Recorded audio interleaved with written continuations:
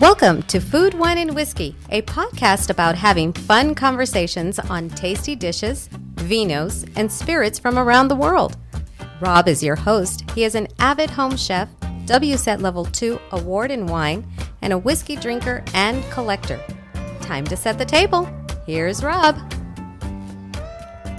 Hey everyone, welcome back to the show. We appreciate you joining us.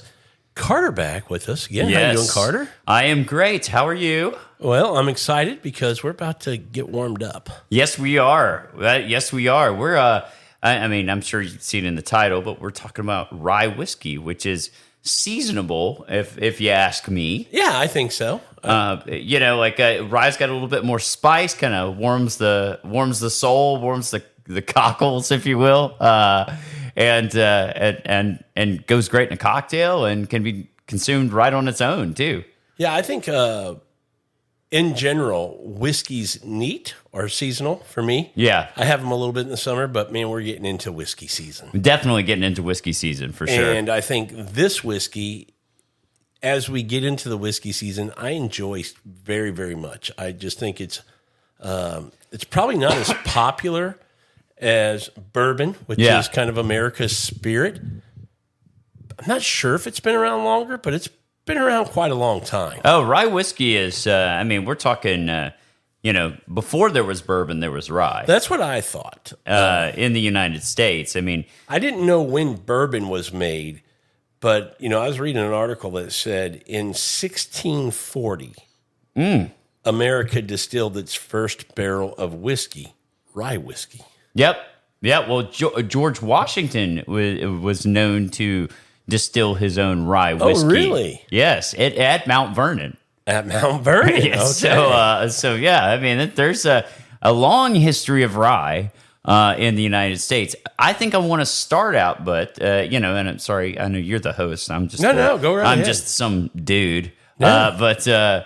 I think we should start out talking about the cocktail before it gets too dilute. And what's in the glass? I mean, you made this. I don't even know what's in the glass other than rye is the spirit that helps make this cocktail. So this is actually a cocktail that was created in New Orleans in the 1930s. Now I know what it is. And now you know what it is. It was created at a place called the Carousel Bar. I think at the time it was actually called the Swan Bar. But if you ever go to New Orleans, you go to the Carousel Bar. I just took a drink. Yeah. Beautiful, and the bitters are in there are nice. Yeah, I used Peychaud's, which is a traditional, is a New Orleans bitters. Okay. I think Dr. Peychaud used to make these at home. Yeah, well, I think he sold them, and I think that's how he got around the prohibition thing. Is he'd call them medicinal. Yeah. Oh yeah, that's good. That's good. That's tasty. So the history of this cocktail goes back to that Carousel Bar, which you can go visit today. A great bar, and I think Vauquerie means four corners or something like that, or the square or something like that. I have no idea. I'm going to take your word for it. But anyway, it talks about, talking about the French Quarter. And what's in the cocktail is rye whiskey. They say cognac, but I use brandy. I mean, just brandy is cognac, just not in... Made in cognac. Not in cognac. Yeah. And Benedictine liqueur, which is used as like who doesn't like that? It's like a bunch of flowers and some kind of weird concoction made in France, and sweet vermouth and bitters. Yeah. And the garnish I chose was cherry. I like cherry. You could also use a lemon twist if you wanted to as well. Go orange peel. You could. Okay. You could kind of do whatever you want with the... Makes it a little versatile. Yeah. Puts you in the mood for. But great cocktail, nice boozy cocktail. I've had it served straight up before. I did this one over a big rock, clear ice. But I think traditionally you serve it with ice. Okay. But I have had it straight up, and it's quite good. And just, trick of the trade, a little tip. Mm-hmm. Preparing the glass. Go ahead and tell the people. So I stole this from somebody on YouTube, probably, one of the many guys that I follow. Yeah. But getting your cocktail glass cold before you put a cold beverage in it is kind of clutch. It's essential. Yeah, so you're going to keep that cocktail from getting watered down. Yeah. And longer. And ideally, that's what you want. You don't want... That's my biggest thing, with cocktails that don't use big ice cubes. I mean, you're just watering it down so fast, unless you're just kicking it back. Yeah. It's just... and it's still a sipping beverage. This isn't meant to be chugged. No. So you get your glass cold. I like to just put a cup full of ice in there and then add water. Just let it chill. You can let it. You can actually chill your glass in the fridge if you want to. If you just have the time. You have time. But that's a quick way to do it, and it works great. And then I create these big clear ice cubes. I use a thing I think it's called On the Rocks. You can get it on Amazon. I think it's like $60 or something like that. Makes clear ice cubes. Works great. What kind of water do you have to use with that? Tap. Just tap works, and you get clear. Yeah. Oh, wow. Okay. Yeah, it uses so not a distilled water. Effect of it is like, think about it like a lake. So if you ever look at the top of the lake, it's clear ice. Yeah, that's through it. When you see a frozen lake, right? All of the impurities and crap get pushed to the bottom. Oh, so you're left with a layer up top of clear, clean ice. All of the impurities get pushed to the bottom half. So this kind of device replicates that on a smaller scale. And so when you get your ice out, then you have this tray of bottom stuff that you just dump and throw away? So it's like an ice cube tray that sits on the top that's got like holes in it. Okay. And then below it filters out. Is there's a reservoir of water below it, and you just take the top and separate it from the bottom. You discard the bottom, and the top is ice. All clear ice. Pretty cool. Yeah. This thing works, man. This thing works. My wife got this for me like a couple years ago. And what's cool about the clear ice cubes, too, if you like to make cocktails, which I do, one thing that's really fun, or one thing that's really kind of clutch is make a bunch of batches of those clear ice cubes and just put them in like a Ziploc bag and put them in your freezer. And save them. Then you have them when you need them. You're not counting on 6 or 4. So if you have a party or something like that, I usually keep like a bag or two of those ice cubes. So if you ever have guests over or something like that, you've got enough. Yeah, I mean, that's a good tip. So anyway. But I'm trying to get Rob. Were you going to say something on that tip aspect? I like where your mind's going. Yeah. I'm trying to get Rob into the cocktail world. Yes, both. I don't mind a cocktail. It's not my go-to. Yeah. And listen, I'm lazy. I get and it. that's the biggest reason. And I don't go out enough to order cocktails. But when we do go out, a lot of times before dinner, we're trying to pick a wine to start the night off while we're looking at a wine list. I order a cocktail. Yeah. And I like a cocktail. I'm just lazy at home. And you're pushing me to up my home cocktail game. Yes. I think you can easily come up with a fun cocktail for your introductory drink of the evening. Now, then you can move to your wine and your straight whiskey and all that kind of stuff. Can we create the food, wine, and whiskey cocktail? We can. I think we should. We should. That way, when people come over for a recording or a dinner, we welcome them with the food, wine, and whiskey cocktail. Absolutely. But I mean, you look at the list, there's so many cocktails. Oh, yeah. And so many different techniques so it's a and little fun bit things. intimidating. And one of the reasons, if it's me and Sandra at home, I don't want to do all that getting out and working. I mean, you make it look easy, but it just seems like a lot of work to make 2 cocktails to start a night. You need to look at YouTube. I think I turned you on to a couple of different channels. But, I watch them. I love what they do.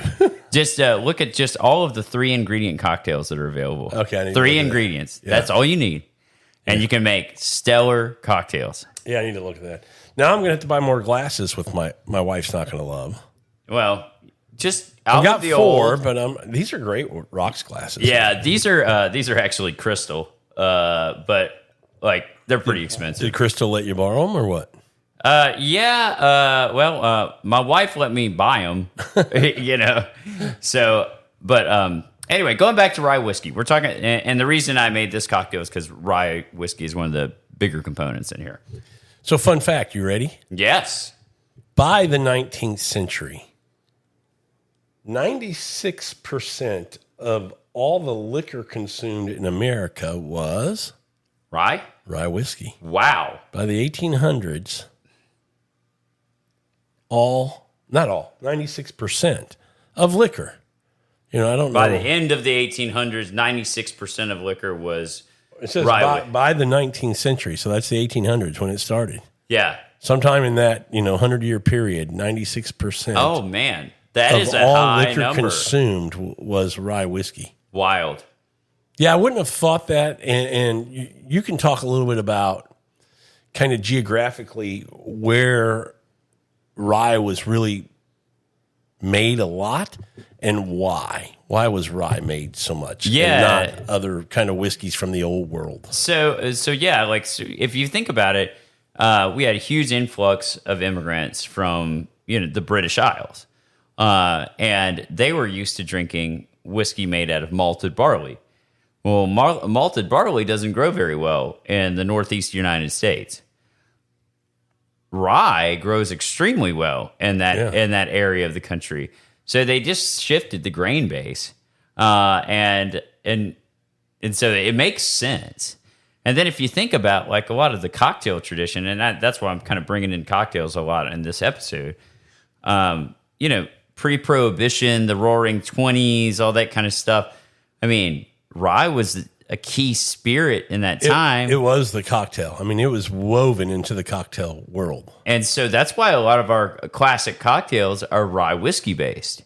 It's because that was the spirit of choice back then. And I'll be honest, rye to me holds up better in a cocktail than bourbon does, generally speaking, because it's spicier. It's a little bit bolder. It's not everybody's taste straight, but it tastes really great in a cocktail.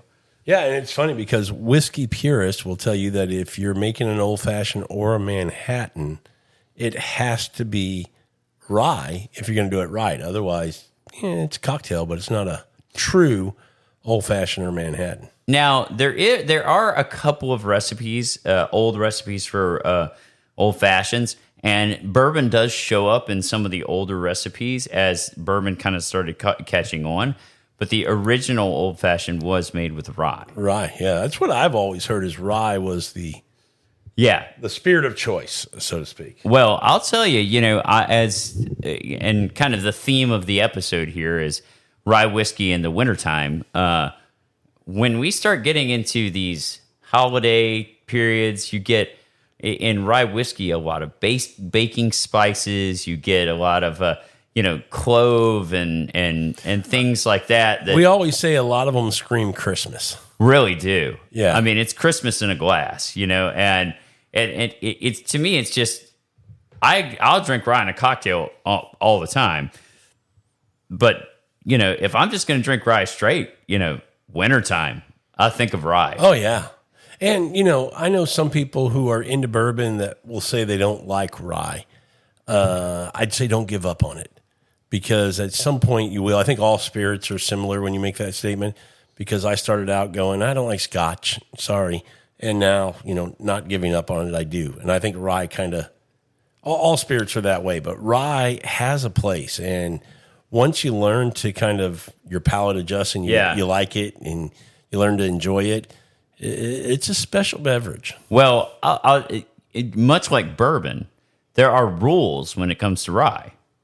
And to make it a rye, it really just has to be 51% rye. Of the leading grain. Yeah. So, MGP makes it, is famous for their 95.5 rye, which is 95% rye or whatever. If that's not your flavor, there are other ryes that are out there for you. And to your point, that's a great point, because most of the ryes that we enjoy, that I would probably talk about today, are going to be in that 51 to 55% rye, which we call barely rye. Rye. I think even Heaven Hills is like 60 or 70. It's not even like that high. I call it a bourbon drinker's rye. Something that breaks you into rye whiskey. Well, we've talked about it on the show before, but Four Roses is one of our favorite distilleries. Yeah. And they're B mash bill is 35% rye. That's a good point. Even in bourbon, typically There is a rye component. it's the second grain. It's usually the second most percentage of grain is rye. And when it's not, it's typically wheat. We call it a wheated bourbon. Correct. Because yeah. it's just thought to be rye unless you tell me it's a wheated bourbon. Right. Yeah. Right. So yeah, I mean, like rye is present in most of these barrel aged spirits that we consume, But anyway, I do think the origins are pretty neat.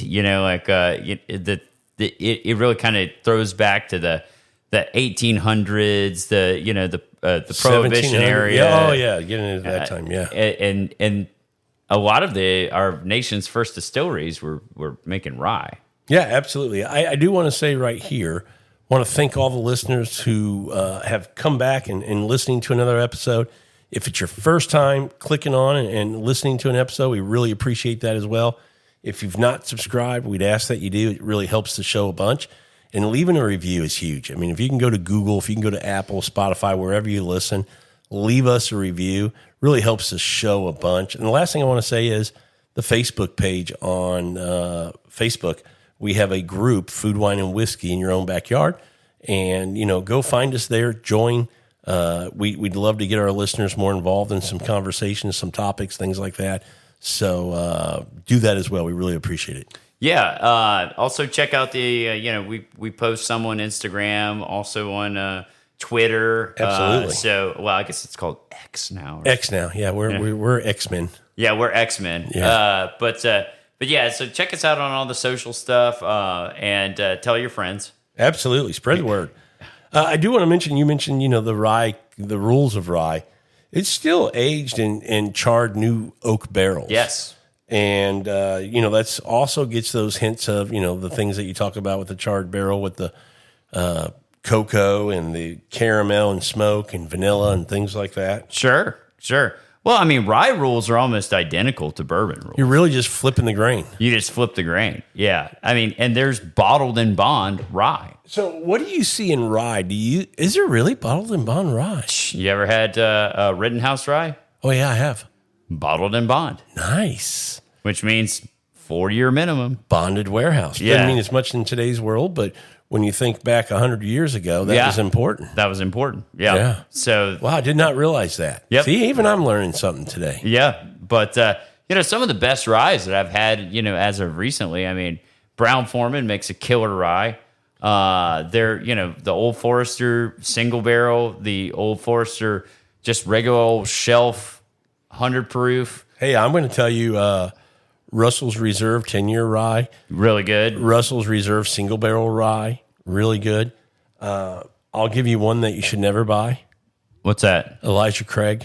Yeah, that's not a good rye. Not a good rye at all. Came out, 2 years ago. Oh, man, it's so I had weak. big hopes, man. I was like, oh, this is going to be good. It's not very good. Not good at all. It's a shame. It's a real Not shame. good at all. I mean, they make good product there. It's just, I mean, some of the Parkers and some of the wild. Oh, yeah. Oh, no, Elijah special Craig in releases. general. Yeah, I just think rye got kind of a bigger following, and a lot of these distilleries tried to make it. Here's one that makes pretty good rye, and I know it's sourced, I think.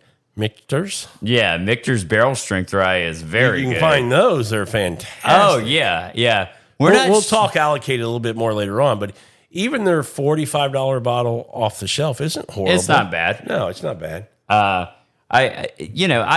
Nom Creek makes a good rye. Knob Creek makes a very good rye. They also make one at 120 proof. Yep, I like that. Or I think it's 115.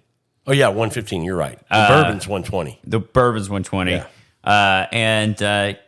Russell's. I'm trying to think of some others that. Well, you mentioned Rittenhouse and. Yep. What's the other one like Rittenhouse? I can't think. We'll talk about some other ones. You said Old Forester. Pikesville's a great rye. Pikesville's good. If you can find it, I feel like it's been kind of elusive. Here. In your market, maybe you can find it. Here, we used to find it all the time. Until we didn't. You can still find it at a couple of stores, and we still get it for about $50. It's just not everywhere like it used to be. Turkey rare breed rye is good. Bingo. That's a good one. How did I forget that all of a sudden? Yep. That's a great one. And it's on the shelf, $55. Yeah. And we've done that in a few blinds. It's shown very well when it first came out because it's only been out, what, 100? Couple of years, maybe a year and a half. Yeah, 2 years, something like that. Yeah. Yeah, for sure. And it's 112 proof, so it's got a nice proof on it. Yep. And then, if you can find E.H. Taylor rye. Well, that's what I was going to say. You start getting in some of the allocated stuff. And, E.H. Taylor, that's one that's not as sought after, I don't think. But it's very elusive. It's very rare. You don't see it very often. You rarely see it. Yeah, I've got a couple bottles, I think 3 or 4, but it's hard to find. How about Kentucky Owl? Batch 1 or 2 only. Yeah, that's it. Just pass up anything else. Not that you're going to just find a bunch of batch 1 and 2 just sitting around. Yeah.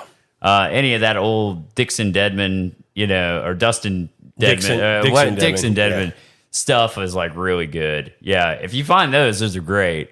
And they're like 11-year age statement, I think, or something like that. Yeah, they're ridiculously good. But you mentioned one, Old Forester, just kind of going by that I think, because it's so available and you can find it everywhere at a really good price, $25 or less, I would say. 25 is kind of the ceiling in most markets. I think it's like $22 a liter. Not a liter, is it? I think so. Is it really? Might be. I thought it was a $7.50. I need to look it up on I base everything based on total wine pricing. I can look that up online with my zip code and I can find it. But you can find that one pretty much everywhere. Sub 25 for sure. That's what I'm saying. 25 is the ceiling depending on your market. We get it here around 22. Yeah. Great rye. Rittenhouse, man, there's another one in that Rittenhouse kind of category that I'm trying to think of. Okay. That I can't. Jeez, I am kind of at a loss myself. I don't know. That isn't too expensive. Well, rye is a more expensive grain to produce too, from my understanding. To distill. Is it? Yeah, because the way it treats the column stills and the... Oh, it beats up on them? Oh, yeah. Really? The cleaning it out and all of that is a much more of a mess than dealing with corns. I didn't know that. Yeah. Maybe I should. I guess I'm a failure as a whiskey guy. Not at all. Yeah. But that's interesting. And I know we've had, we tried some of those. Man, we've had some good ryes. Remember some of those? Old Overholt is what I was thinking. That's an old OG one. I mean, that's a throwback to like a pre-prohibition brand. I don't know who owns that though. I don't either. I will tell you that Sagamore also makes pretty good rye. Excellent call. Yeah. Excellent call. Are they in Virginia? Is that what Maryland. Maryland. I knew they were East Coast. Which is actually makes sense because Maryland had a big tradition of rye. Kind of led the way. Yeah. Them in Pennsylvania? Probably also has something to do with the guy who owns the Ravens, also owned Sagamore Spirit. I think they recently sold. Oh, really? Yeah. Yeah. But what would you say to the folks who might say, listen, fellas, if you want a rye whiskey, head north. Go to Canada. Oh, gosh. Well, they just have such loose rules. I mean, that it's not that they... Could be called rye with no rye in it? Yeah, I mean, it's kind of the Wild West up there. They don't really have the same kind of rule structure that we do. And not saying they don't make good product, because there is some damn good product up there. It's just, it's just buyer beware, I guess, is what you have to say. Have you ever had the Wild Turkey 101 rye? I have. I've never had that. It's one of 2 mash bills.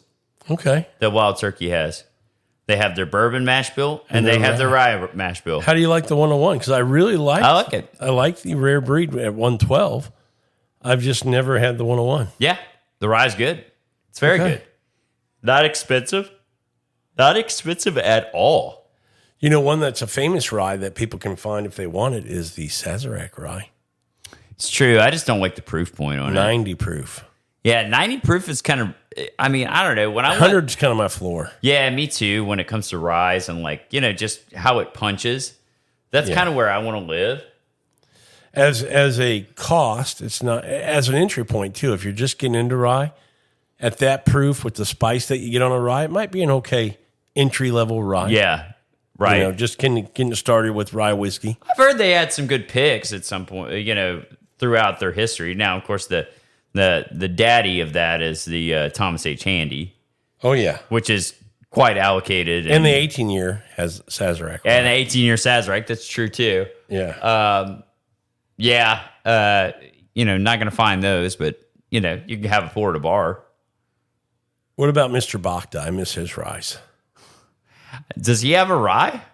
Well, I miss his ryes. Oh, my gosh. Oh, yeah. The Whistle Pigs. The Whistle Pigs. Well, we had some of those, like when they were doing single barrels, and they had some of those like old, like 15-plus year ryes. And they put them in a 10-year bottle. Yeah.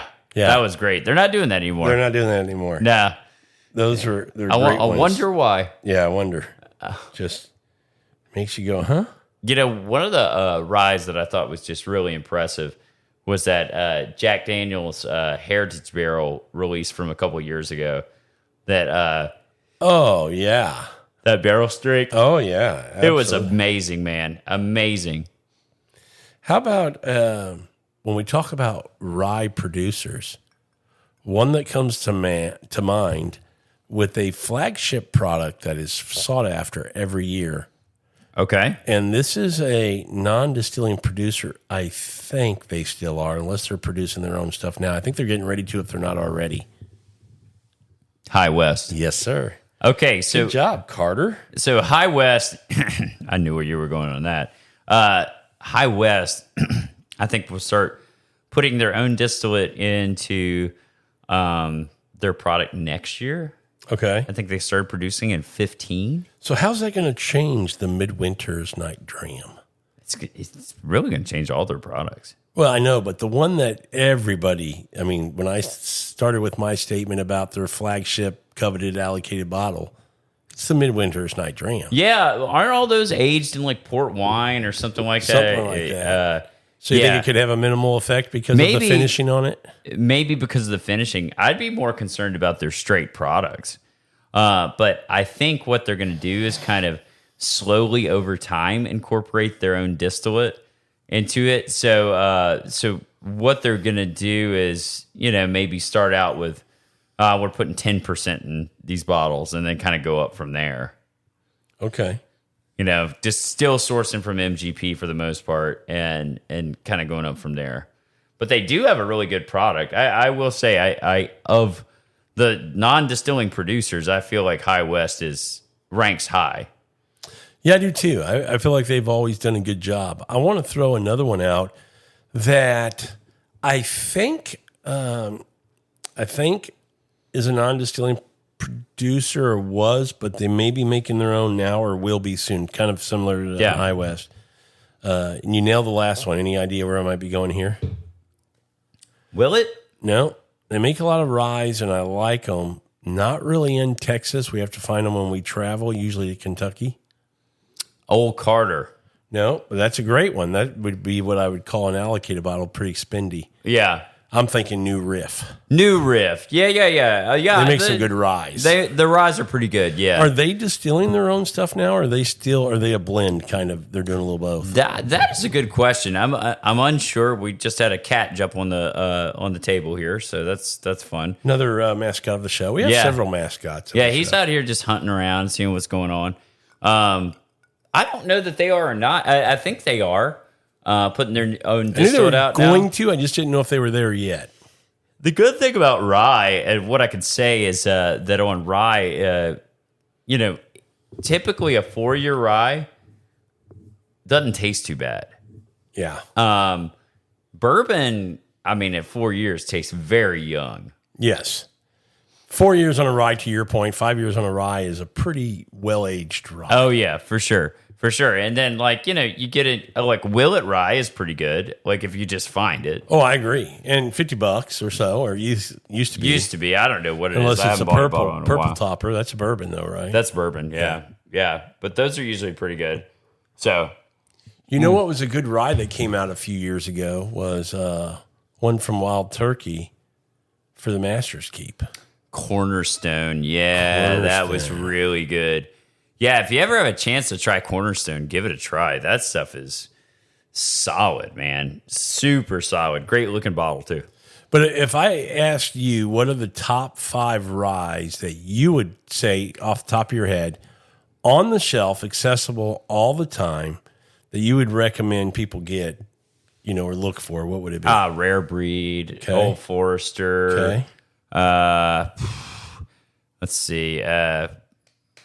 Gosh, I mean, I think Rittenhouse Rye, just the regular old $18, $20 bottle was pretty good. Yep, for sure. I like that one. I'm trying to think of the other stuff that I use. I would say you can find this one all the time, Carter. Oh, yeah. The regular old Jack Daniels rye. Yeah. That's great. And it's, 94 proof? Yeah, I think so. Yeah, 94. Single barrel rye. This is a fantastic one. You get a lot of picks on these, too. Yeah, those are good. And then probably Knob Creek. I'm a fan of the Knob Creek. I was going to say Knob Creek for sure. I think that's pretty good. And then, you start getting into the more specialty. I do like Sagamore. If you've never had Sagamore, give it a try. Good, really solid product. I agree. And you can get picks from there, too. Oh, yeah, for sure. I'd actually love to do a pick there.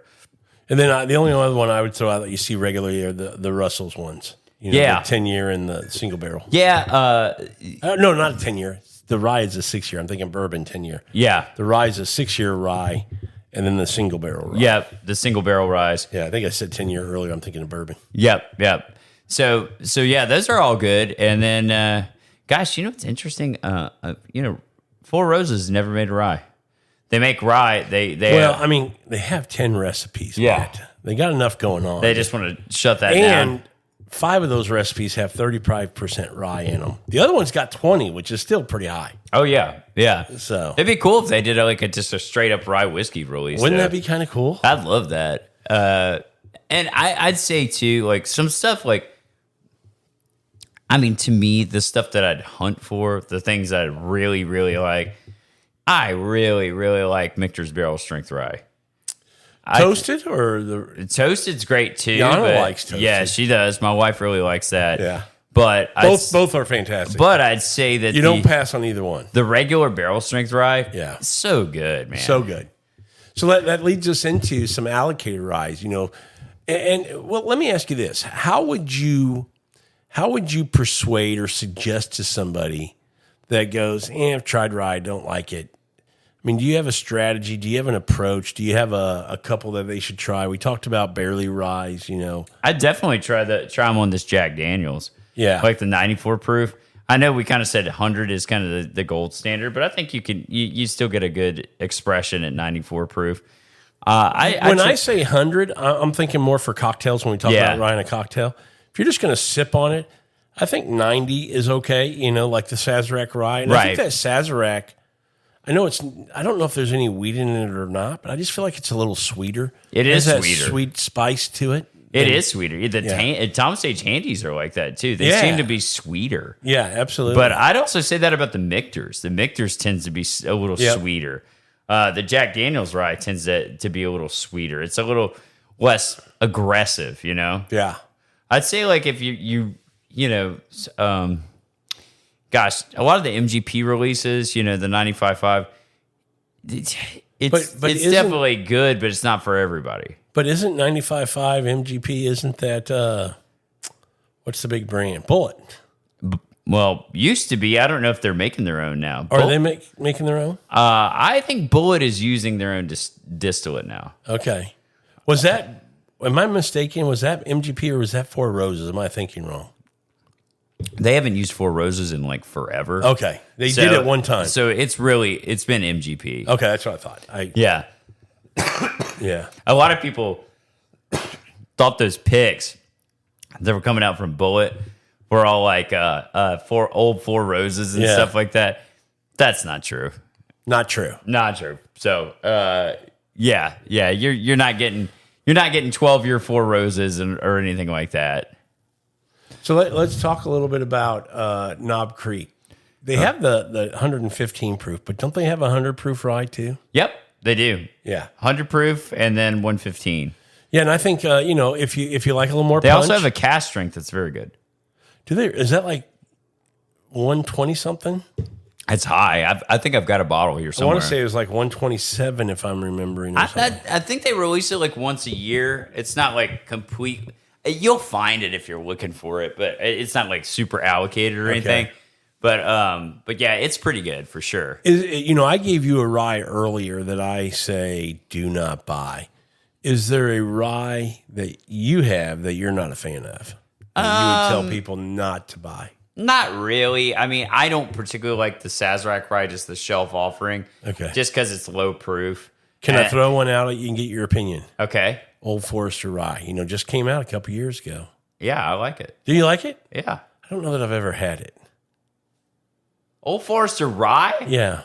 You're having it in your like cocktail right now. Is this Old Forester? Yeah. Okay. That's that big bottle that's right there on the end. Oh, no. I'm talking about the single. The single barrel. Yeah, that came one. out. Yeah. Cocktail. That's a good one. Yeah. Yeah. I'm okay. talking about the one they just released a couple years ago. What is it? Single barrel proof? Is it Yeah, barrel it's proof? a single barrel proof. Yeah. That's what I'm talking about. So that's really good. If you ever run into it, get it. They say it's going to be just a regular shelf offering, but oh, I didn't hear that. yeah, it's going to be one of those that they're going to do picks of, but I think they're going to do picks of it. But it's going to be a shelf offering. Okay, let's talk about allocated ryes. Okay. If getting in, because we're 'tis the season, right? Yeah. About to be.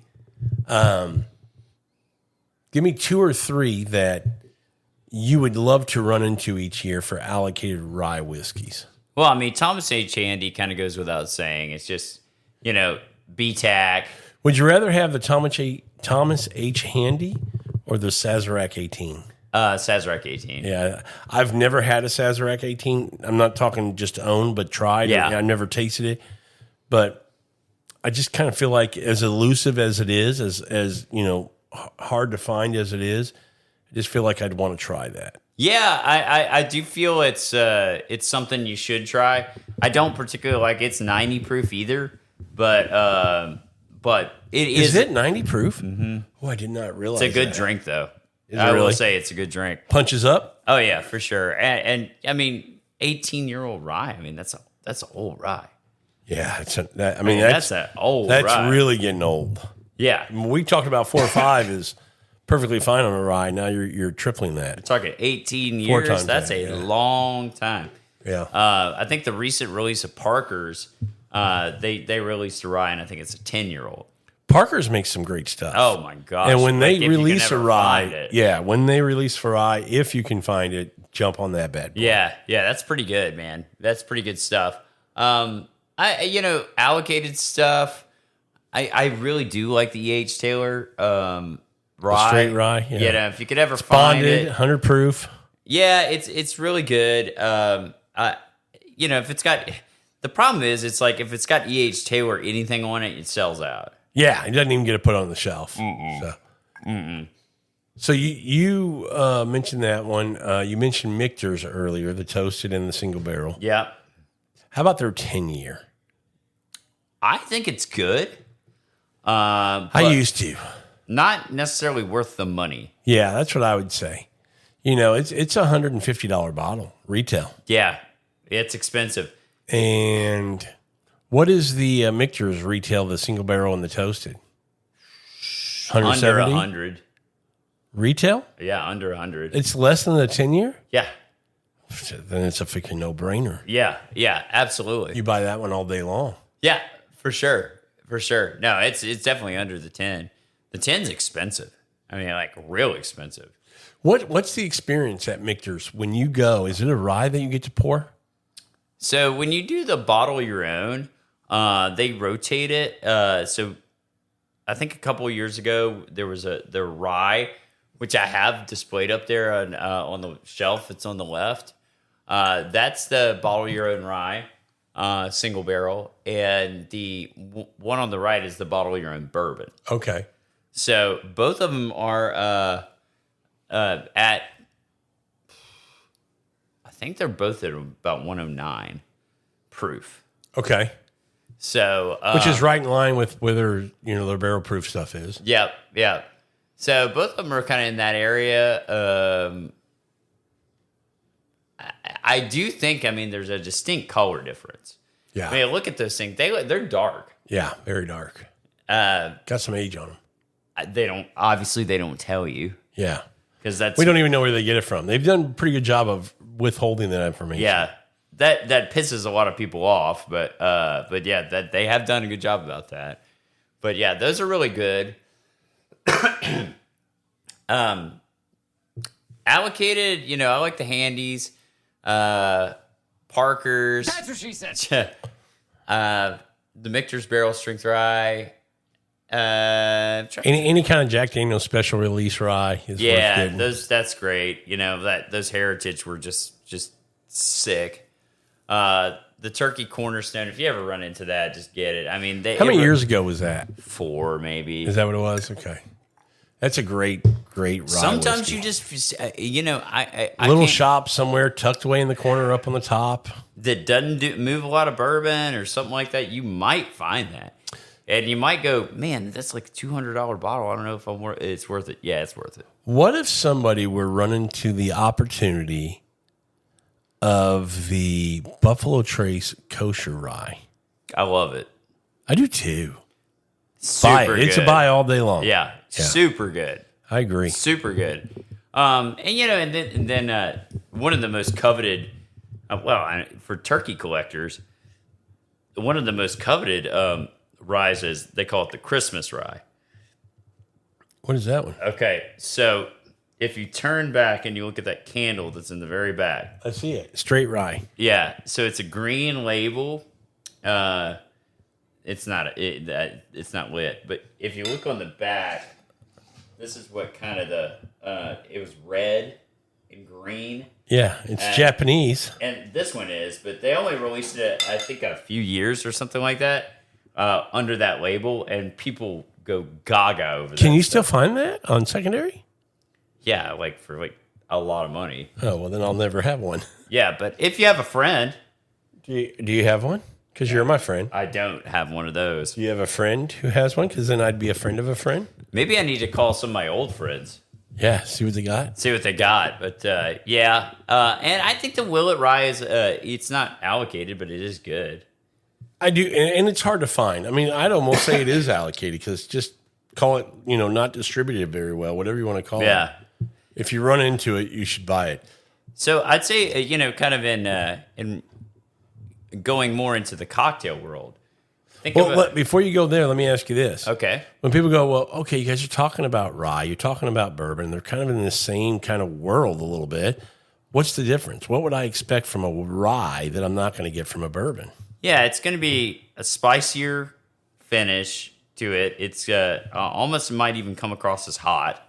You're going to get some of the baking spices, some of that kind of stuff That's where the Christmas kind of comes from. Yeah, you will get vanilla, but a lot more subdued than you do in bourbon. And so you get more of like a spicy, peppery, thing going on with rye. And so you really have to like it. Most people don't like it at first. And then they grow to like it, and then they grow to really like it. Would you say, I'm leading you now into the cocktail world. Okay. Is that a good place to start with the rye whiskey? Yeah, I think so. Yeah. I think get yourself a bottle of Old Forester, just the shelf offering. 100 proof. And make some cocktails with it. Two most popular would be Old Fashioned Manhattan? Probably. You can do Vieux Carrés, you can do Sazeracs, you can do, what is it? Is it Negroni that has it in there? No, Negroni has... It's Campari, but or is it Boulevardier?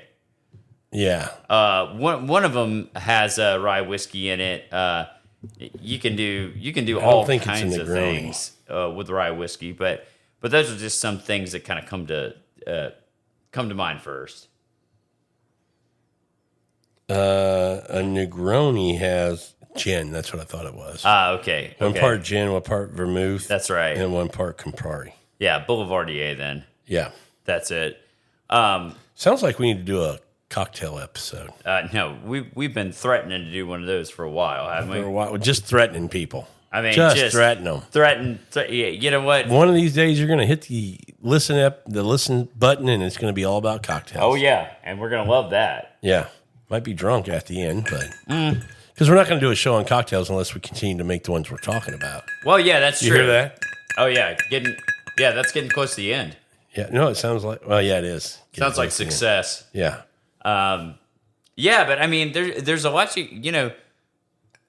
I think rye whiskey is just one of those things that a novice doesn't really know a lot about. It's probably going to be later in the game, but I will say get familiar with it because it is a good spirit. It's a useful spirit when it comes to cocktails, and they have some great expressions. Off the shelf. And too. it might not be deemed America's spirit like bourbon is, but it really is, isn't it? Yeah, I mean, they've been making rye whiskey in different parts of the world, but it was here first.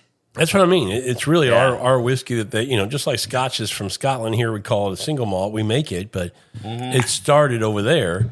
Yeah, rye started here, didn't it? To your I don't know knowledge? about that. I think I'm not sure. Maybe Canada. I'm really unclear on that. I thought Canada just calls it rye, but doesn't put any rye in it. In some cases, I think. But here's what I want to ask you about your opinion, and it's one that we buy when we go to Kentucky. Okay. And to my knowledge, it's only distributed in Kentucky, and I might be wrong on that. You tell me if I am or not. But when you go to Kentucky, it's not super difficult to find. So if you can find a bottle, buy a bottle is my suggestion. Yeah. You're going to pay a little bit. Right. But it's worth it. It's one of those fun bottles. It's a very limited release, and so you don't see a lot of it. It's a fun one to have in the bar when you want a special pour. You have somebody come over that really likes rye, and you want to pour them something different that they probably haven't had. That's the old Carter. Yeah, I like that. I think it's distributed a few other places now. Is it? Outside of Kentucky. Just not Texas. And just not Texas, no. Okay. Not yet. But what do you think about that one? I like it. Particularly some of their early releases were very good. Yeah. They came out with a bang. One that we haven't mentioned, and it has a little finish on it, but I know you and Chris Francis are a fan of it. Angel's Envy. I do like that rye. Yeah. I do like Isn't that it a rum cask finish? It is. It is. And honestly, it's like a dessert, but it's so good. I mean, it's a fun one to have in the backyard, sitting outside on a cool day. Oh, yeah. That's a great one. That's a great one. Are you shocked we didn't talk about that one sooner? I kind of just totally spaced on that. Yeah. But yeah, that one is so good. And honestly, you can drink it. You know what I mean? I would say the Angel's Envy bourbon, okay. Fine. But that rye, spend the money, you're getting a bang for your buck. Oh, yeah. When that's you spend the next good. money. Yeah. Such a good call.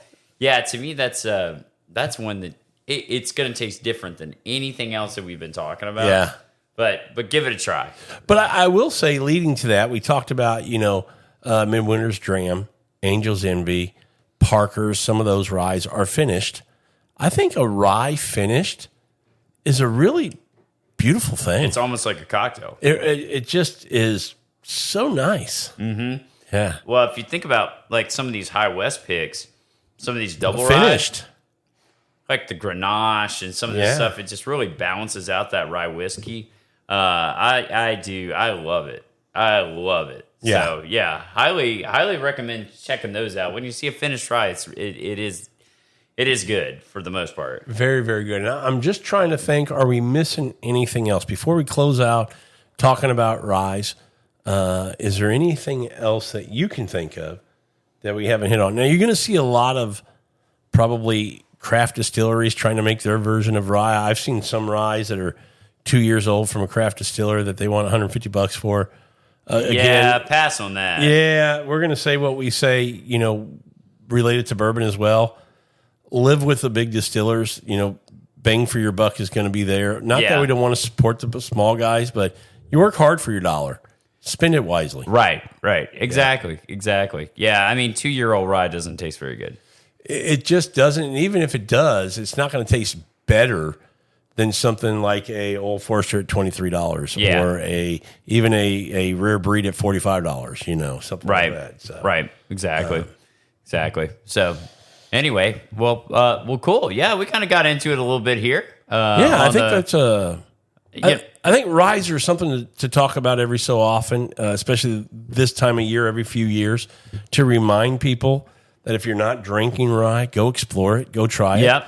And if you do like rye, just to remind you, 'tis the season. Yes. Very much to me, it just reeks of holidays. Yeah. It's holidays or, football on a Saturday afternoon or a Saturday night when you're getting the fire pit going, you're sitting around, and you want hell something yeah. to keep you warm. Rye whiskey's where it's at. Absolutely, man. Absolutely. Well, very cool, man. Well, thank you for having me on the show. Hey, fun episode as always, buddy. Yeah, no doubt, man. Thanks, everybody, for listening to this episode of Food, Wine, and Whiskey. And until our next episode, enjoy your next pour. Cheers, everybody. I thought you were going to say of rye whiskey. Of Rye Whiskey. And cheers. And cheers.